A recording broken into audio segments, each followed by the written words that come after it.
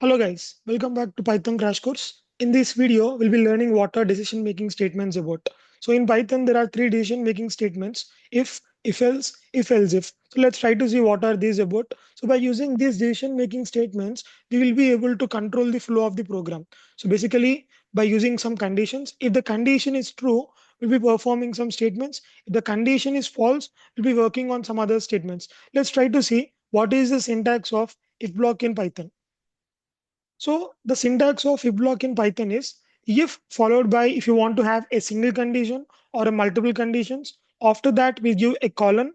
So then followed by the most important thing, which is indentation. So this indentation is very important in Python. So even though you have lot much programming knowledge, but if you still fail to have this indentation properly in Python, so you'll not be able to successfully execute the program. So rather than comparing to other programming languages like C++, Java. So we don't have this indentation over there. So what are the statements we are trying to write inside the if block? All those were enclosed inside a curly brackets. But when it comes to Python, so we have something called this indentation space. So now let's see some block of statements inside that. Similarly, we can have multiple statements inside one if block. So let's try to see some example. So now here if I want to check some number is positive or not. So for that I just need some number. So here what is the condition? If that number is greater than 0, so we would consider that respective number is positive.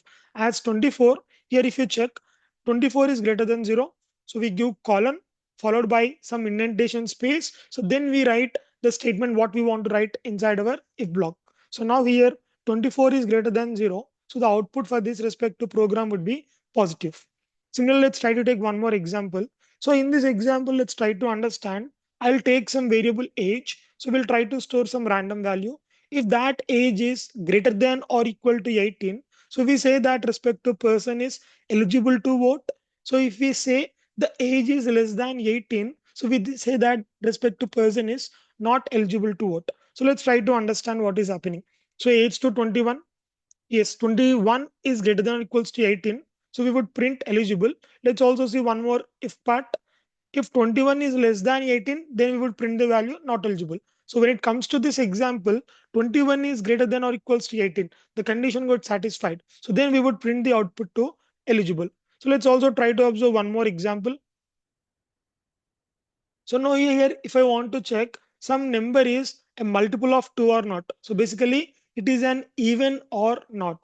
So for that, let's try to read something from the user. So here we have written number equals to int of input. So whatever the string value we are reading by default from Python, so we are converting that value to integer. So after this, now we are supposed to check that respective number is even or not. So how do we check that? So let's take some examples of even numbers. So even numbers are nothing but 0, 2, 4, 6. So can we say that all these even numbers are multiples of 2? So if you want to check some number is multiple of 2 or not, simply divide that respective number by 2, check its remainder to 0 or not. If that respective remainder is 0, then we can say that respective number is multiple of 2. So if you want to find the remainder, so we'll be using one operator called modulo division. So let's try to keep the same thing into our code. If number modulus 2 double equals 0 colon, so then give some indentation space, say that printing even. So if this condition is satisfied, you would say that the given number is even. If this condition is not satisfied, meaning if it is not equal to 0, so then we can say that the given number is odd. So let's check that condition also. If number modulus 2 is not equal to 0, so then we would print odd. So let's try to take 1, 2 examples. So here when we consider the input 45, which is given by the user, so it is an odd number. So here first you check 45 modulus 2. 45 modulus 2, we get the remainder to 1. 1 is not equal to 0. So the first if condition is failed. So next you go to the next part. 45 modulus 2 is 1. 1 is not equal to 0. So you print the value odd. Similarly, so when you take the value 72, 72 modulus 2 is 0. You print the value even. After this entire if part is done, you go and check the next one. 72 modulus 2. So you get the value 0. 0 not equal to 0 condition got failed. So we print the value odd. Now let's try to see all these programs in Visual Studio Code. So let's try to create one new file. So giving the name positive or not.py. So let's simply take some input. So let's try to read it from the user. So if you want to read it, we'll be using input function. So you want to convert that value to integer. So int of input. If your number greater than 0, colon followed by enter. So by default, you get some space. It is called indentation space in Python. So by default, it would be 4 spaces. So if you observe 1, 2, 3, 4. So most of the editors uses 4 spaces by default for indentation. Now let's try to print something inside that saying positive.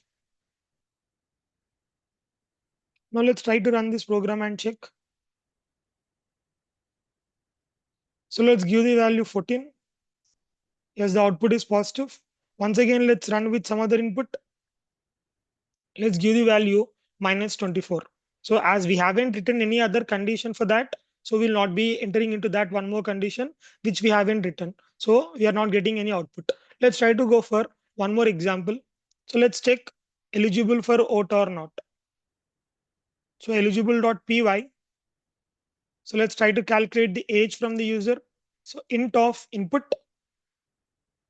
So if age is greater than or equals to 18, so we would simply print eligible.